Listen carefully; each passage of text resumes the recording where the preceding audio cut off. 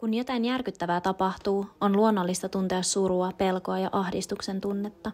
On myös luonnollista, että näiden tunteiden rinnalle nousee tiedonjano ja uteliaisuus.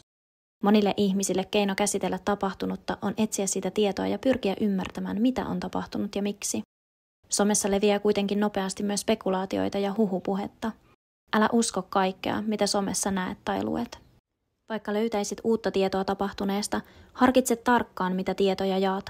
Somessa leviävät väärät huhut tai yksityiset tiedot, kuten terveystiedot, nimet ja osoitteet, voivat aiheuttaa lisää vahinkoa uhreille ja muille asianosaisille.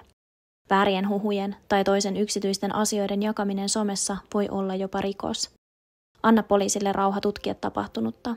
Jos saat vihjeitä tapahtumista, jaa ne somen sijaan poliisille. Jakamalla omat osanotot tai omia ajatuksia tapahtuneesta somessa voit saada vertaistukea muilta. Muiden kommentit voivat